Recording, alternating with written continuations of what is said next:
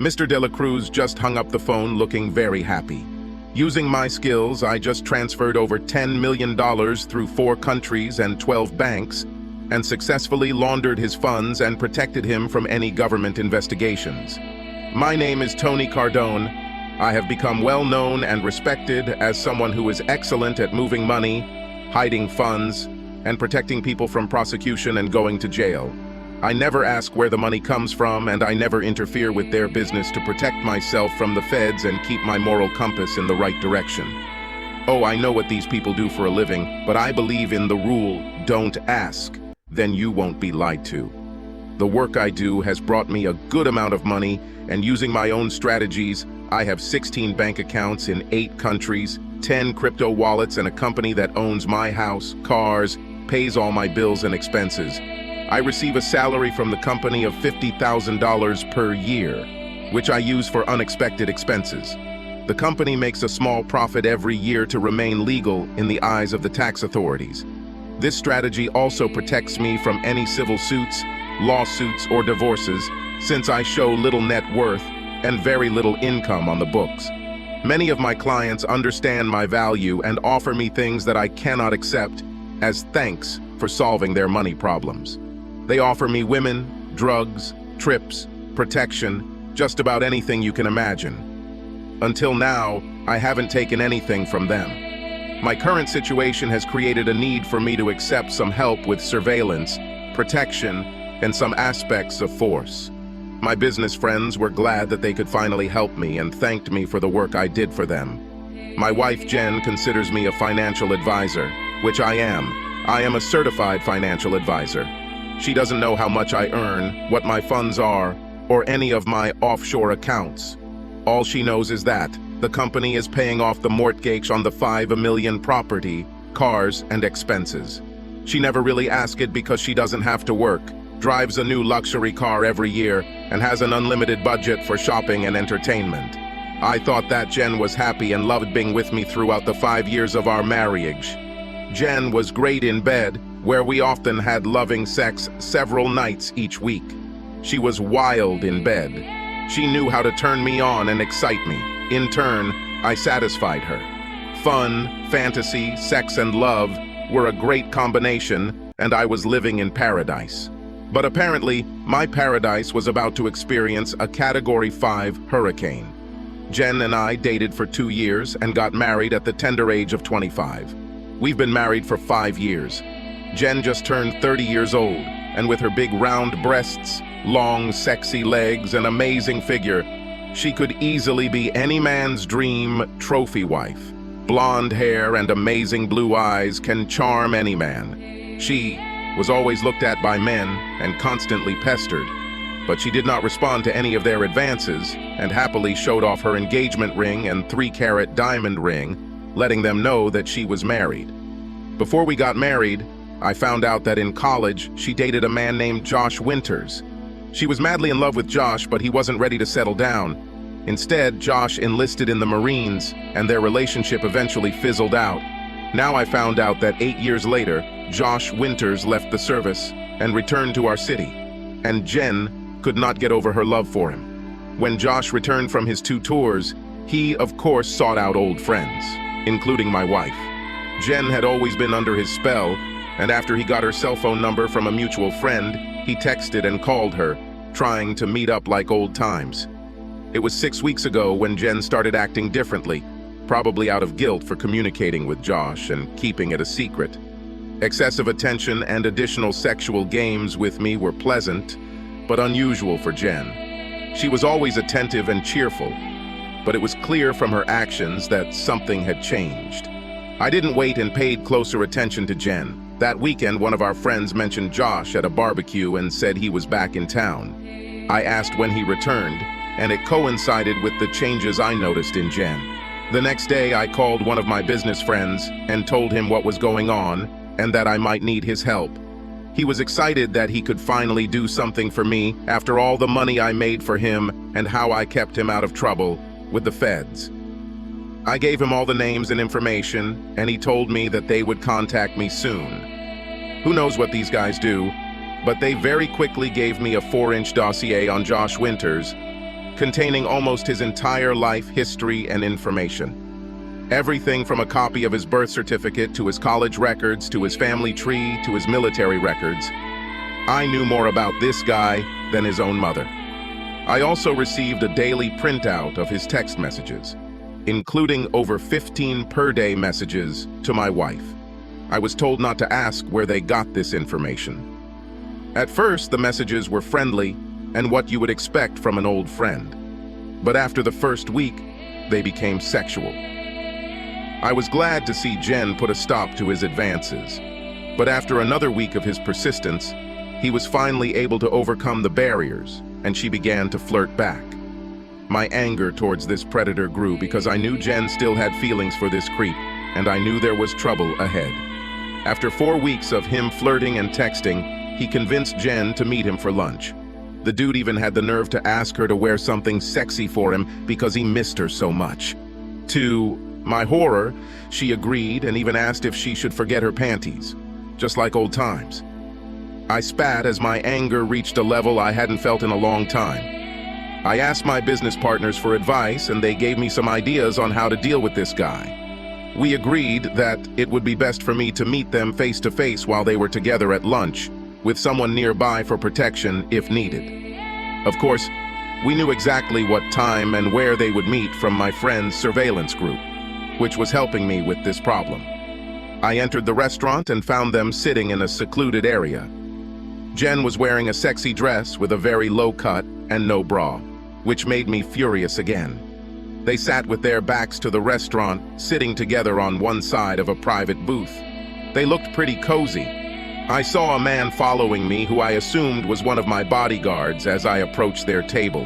My wife and her beau both looked at me when I said hello. "Hey, Jenny," I said, sliding into the booth across from them. The large man who had been watching me was now sitting 3 tables away from me. Looking at Jen with a friendly smile, I asked, "Aren't you going to introduce me to your friend?" The scene was intense as I sat there looking into Jen's eyes. Josh looked at me with a confused expression, but my wife looked at me with a mixed expression of shock and guilt. They continued to sit side by side, holding hands on the table. After she realized what was happening, she tried to free her hand from Josh's, but he now held it tightly, giving me a smile that turned into a smirk, showing me that she was with him. This self-confident scoundrel had no intention of backing down. "Honey, this is Josh Winters. Josh, this is my husband, Tony." I've never seen her so nervous. Josh seemed to find it funny and didn't say a word and just kept giving me a knowing smirk as if to say, "I've got your wife, and there's nothing you can do about it, buddy." Without wasting any time, I just looked at Jen and said, trying to remain calm, "I hate to disturb your dinner, but I need to talk to my wife for a few minutes alone. Could you let her out of the stall?" He reluctantly let go of her hand and walked out of the booth, allowing her to leave.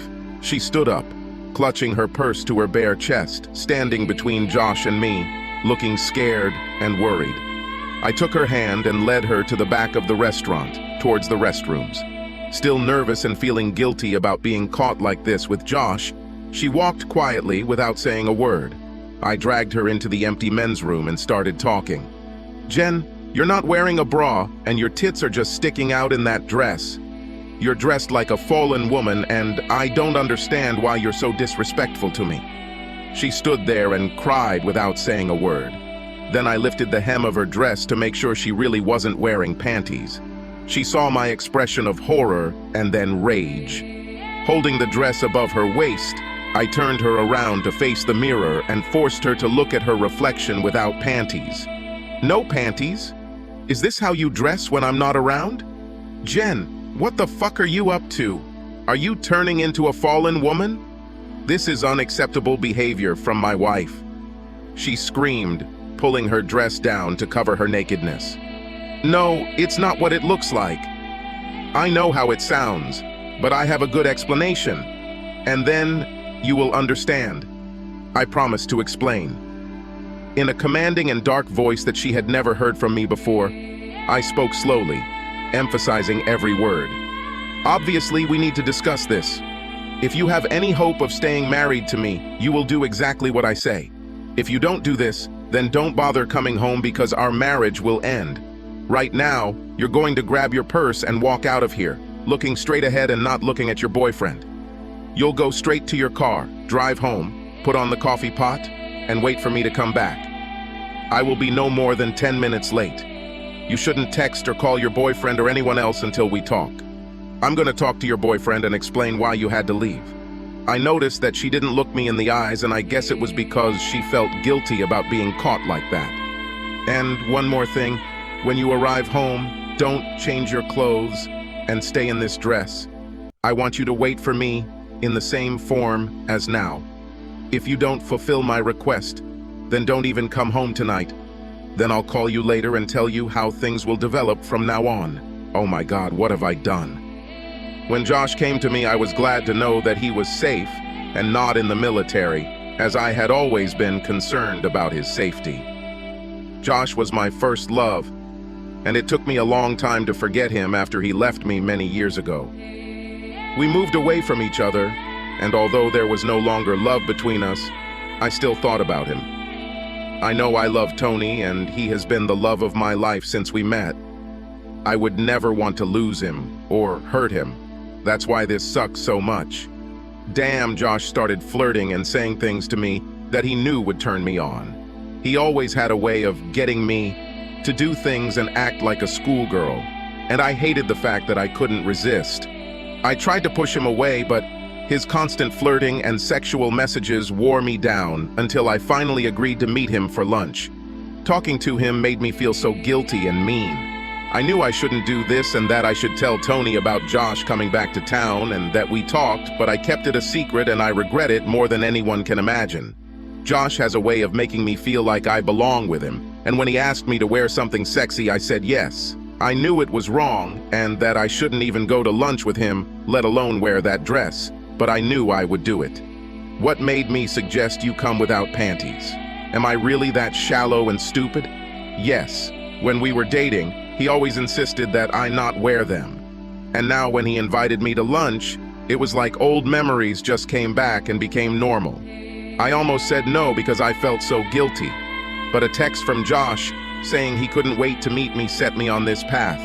It was hard not to tell Tony, but I just figured one dinner for old time's sake wouldn't be a big deal. Just for a couple of hours, just like old times, just like he said. Josh knew how to get me to do things even when I didn't want to. I'll be honest, when I saw him in the restaurant, I felt horny. I knew we had a special chemistry, and now he looked sexier than even I remembered. 8 years in the Marine Corps created such a mass of beautiful muscles that any woman could dream of. My face turned red as he kissed me and helped me sit in a private booth. It was like old times. We laughed, and it felt like he never left.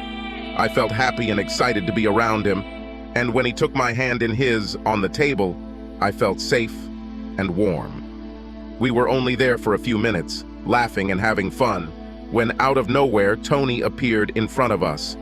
And the next thing I knew, he suddenly sat down right in front of us with a sadistic smile on his face that sent a chill down my spine. I felt my heart stop as I realized what I was doing and what it all looked like.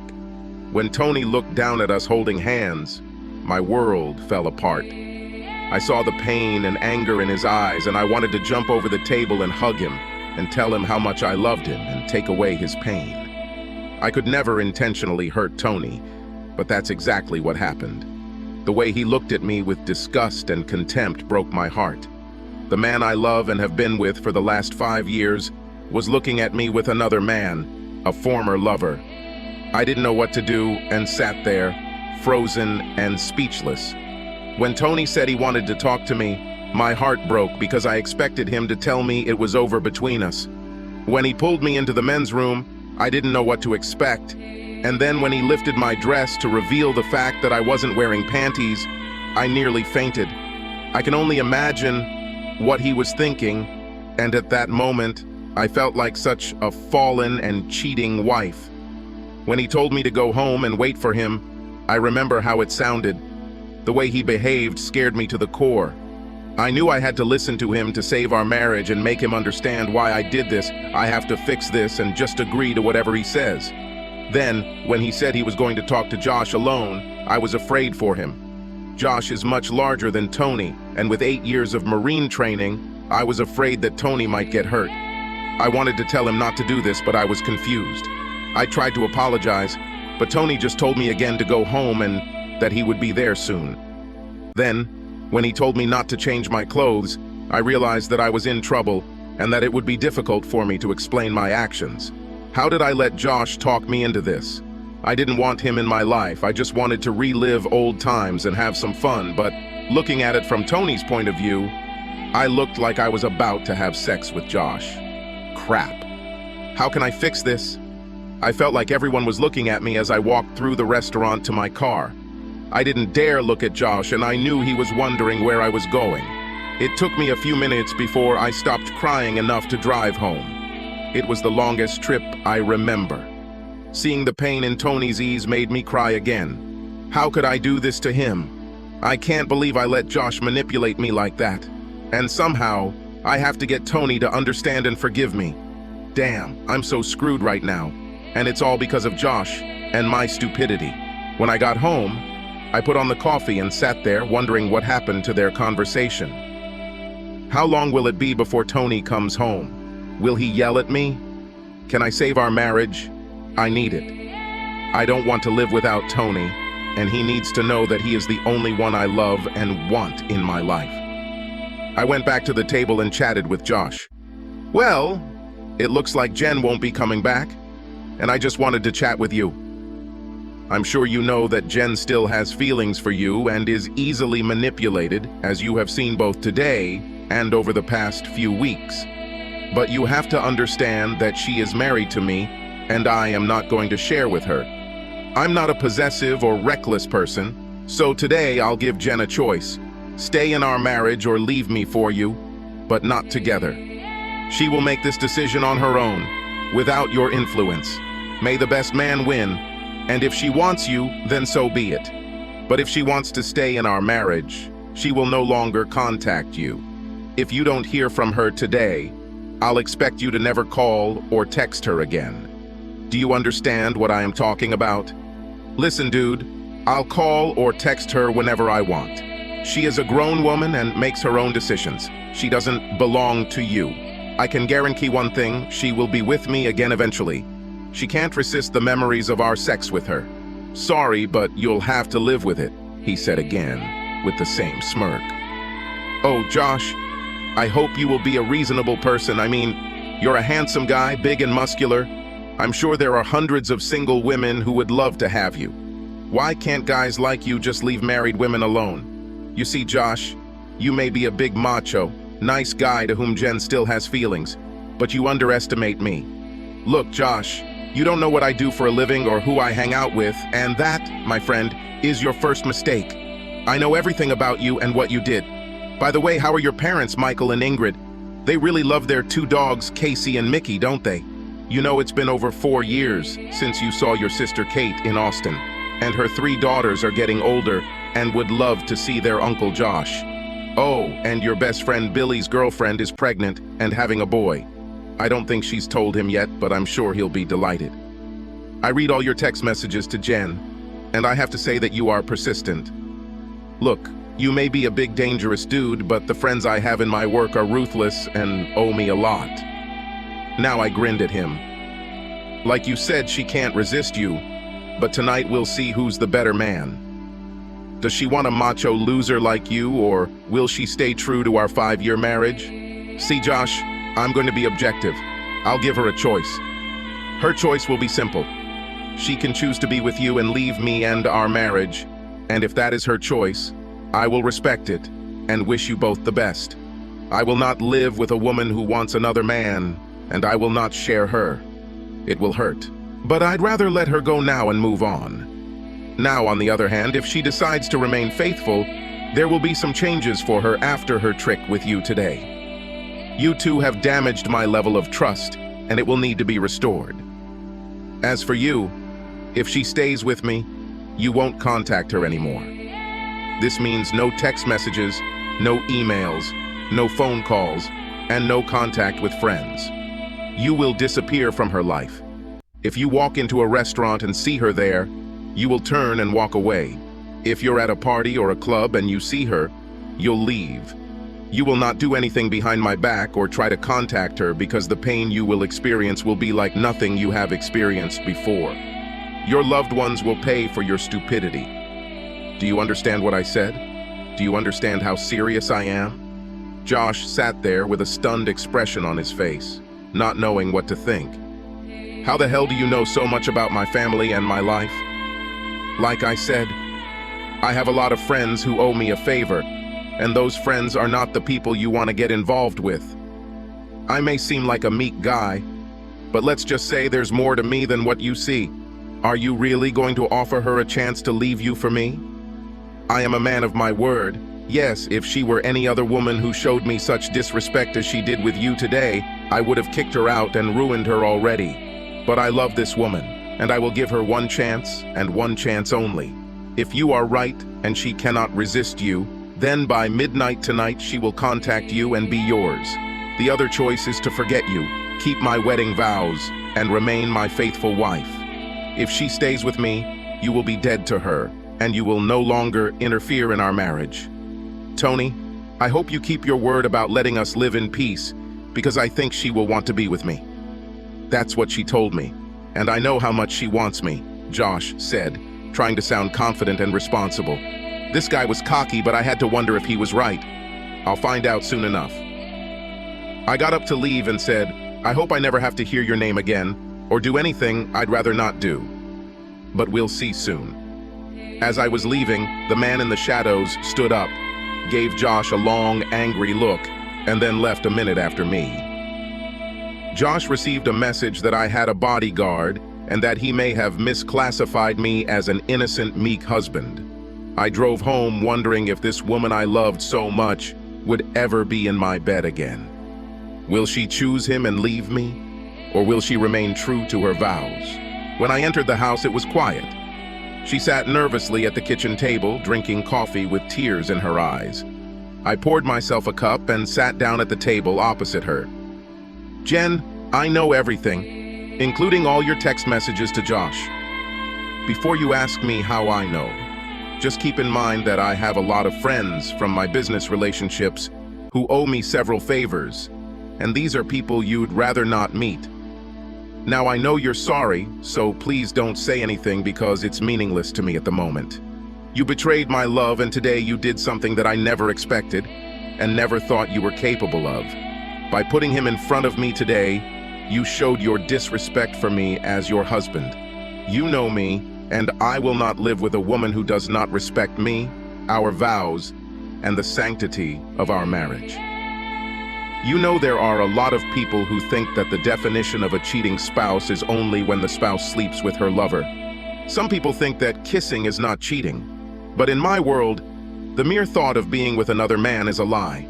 Kisses and caresses go far beyond deception and are unacceptable. The conversations you had with Josh, the sexy dress you wore without a bray, exposing yourself. Your suggestion is that you come without panties. The way you sat together, holding hands. In my eyes, all this separately, and especially all together, is treason. You gave your love and attention to a man outside of our marriage. Yes, obviously there was no kissing, and that is the only reason we are still communicating and having this conversation. You should know that I will never share you with anyone, and I will not put up with a cheating wife. I know how close you were with Josh, and I understand that you still have feelings for him. However, I also know that you are married to me, and I can tell you without a doubt that I will not share you with him or anyone else. The reason I haven't kicked you out yet is because I love you madly and will do anything to keep us together. However, before I go any further, I have a question, and don't lie, as I may already know the answer. While you were sitting with him without panties, did he touch you? Has he or anyone else in our marriage ever touched you there? No, I swear, never. No one has ever done this. Only you. But you were willing to let him do it today, am I right? She lowered her head and began to cry again. I don't know. I didn't mean to do this. No, I'm so sorry about all of this. I'm such an idiot. Please forgive my stupidity, Tony. Well, if he had touched you there, this conversation would have been over. It appears that Other than a few handshakes and a few text messages, nothing happened to end our marriage, although I am disappointed in your actions. Tell me, why did you wear this dress, flaunting your charms? Tell me the truth, did you plan to seduce him and get him into bed? Oh God, no. I would never do this. It's hard to explain, but I just wanted to look sexy for him and relive some of my old feelings. I know it was stupid and I was being selfish, but he just has a way of getting me to do things. I never intended to sleep with him. You have to believe me. Jen, I want to believe it, but everything you did today brings me to a serious question that I want answered. I told you that I would never share you with another man. I also will not marry a woman who is in love with another man and wants to be with him. I'm going to give you a choice, and I want you to think carefully about it, because once you choose, I will never again accept betrayal or disrespect from you. I know you love me, and I understand your past feelings for Josh, which is why I'm going to give you a choice. I want you to choose between Josh and your marriage. If you want to be with him, I will let you go. I will treat you fairly in the divorce and allow you both to live in safety without any retaliation. Or you can stay in our marriage, remain faithful to me, and honor your wedding vows. A simple choice with long-term consequences. Now, if you choose Josh, I will ask you to leave the house with your belongings by the weekend, and I will immediately begin divorce proceedings. If you want to stay married, you will not be involved with Josh again. Not today, not ever. This means he will be dead to you. I then proceeded to lay out the same demands I had told Josh, to never be in the same place at the same time, and what I would know if that happened. She agreed without any hesitation. So Jen, today you have a get-out-of-jail card. This opportunity comes once in a lifetime. You have to choose between your ex-lover and your loving husband. I'm going to take a shower, and when I get back, I need an answer. Choose wisely. More before I left the kitchen, she blurted out, "Of course I choose you, honey. I love you and don't want anyone else." Jen, you betrayed me today. I heard what you just said, but I want you to sit here for a while and think about it carefully. If we stay married, you will need to rebuild the trust we once had. You will also need to help me overcome the pain and anger you have caused, which will not be easy. Take your time and give me your answer after I get back. Given your actions today and your feelings for Josh, this is too big a decision for you to just make without some deep inner reflection, I said, leaving her crying with her head in her hands. I took my time showering and getting dressed, and when I returned to the kitchen, she ran up to me, hugged me, and kissed me. "Tony, I will never leave you, and I will never do anything like that again. I promise I will make it up to you and be the perfect wife. I'm your wife, and I want your children, so please don't leave me. You are the only man in my life." "I love you," she said, kissing me and holding me tighter than ever before. We kissed and hugged each other for a few minutes, and then I carried her to our bed and had my wife back. My anger drove my actions as I sexually assaulted this beautiful woman, and she gave herself completely to me. "I love you, Tony. Please take me."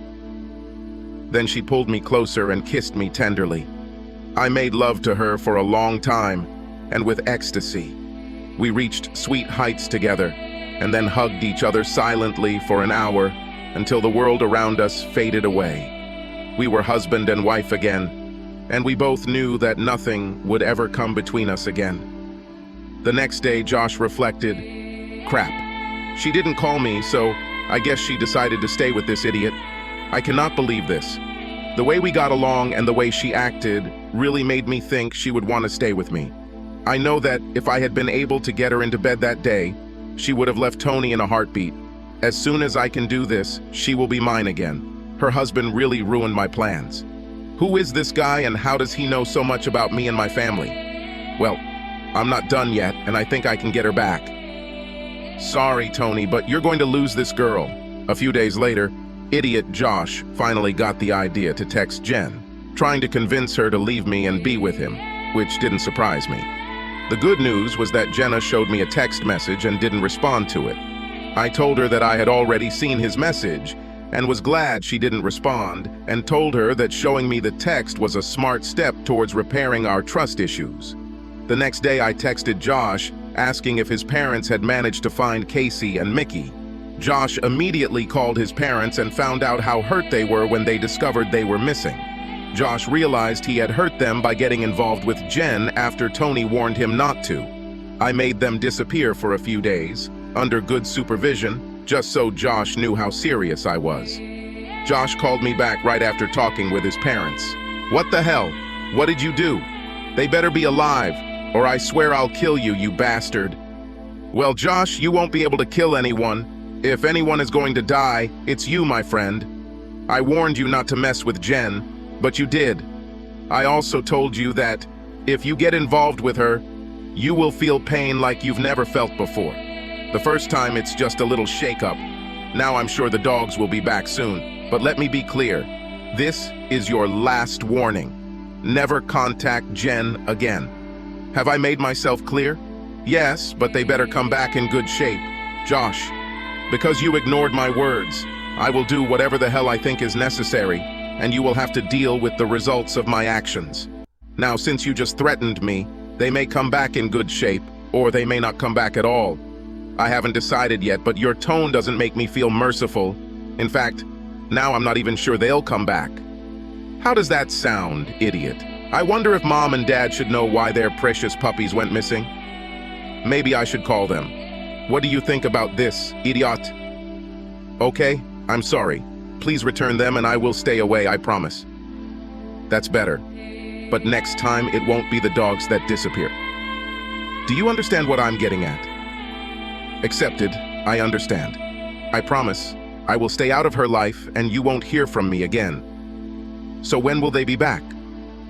They'll just be home soon. Josh, you know I'm 1,000 miles away. I can't control everything and these people I'm involved with have their own opinions, but I'll talk to them and see what I can do. Josh, I really hope we never have to have a conversation again, because next time we don't, you'll be dealing with much bigger issues. At 3 o'clock the next night, Josh's distraught parents cried tears of joy as their beloved dogs barked on their porch. They never knew what happened, where they were, or that it was their son who hurt them. Josh heard the news and was relieved when the dogs returned. He even sent me a one-word message after we returned them that said, "Thank you." Josh finally realized the situation, stayed away from Jen, and found a job in another city several hours away.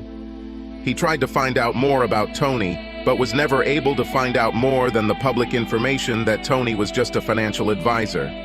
Josh realized that the information about Tony was sealed and decided to move on and start a new life without his old flame. As long as Josh was alive, I knew there was a chance he could come back into her life. So 2 weeks after the incident, I gave Jen a post-nuptial agreement prepared by my lawyer. According to her, she agreed to give up everything, including the rights to all children born to us during our marriage, due to any infidelity. Of course, it couldn't prevent a repeat of her last encounter with Josh, but she had enough incentive to think about the consequences. Between my new attention to her and her realization that I will constantly check in on her, along with the post-nuptial agreement, we will weather any future storms that may come our way. About a year later, Jen became pregnant with their first child, and the couple were now closer than ever. Jen realized how close she was to ruining her life and dedicated herself to making Tony happy and strengthening her family. No one mentioned Josh anymore, and it was as if he never existed. One day could have broken everything forever, but Tony's love and attitude towards Crap saved their marriage. Subscribe to our channel so that your second chaff doesn't cheat on you, and go ahead and listen to the next story, because this story is nothing compared to the next one.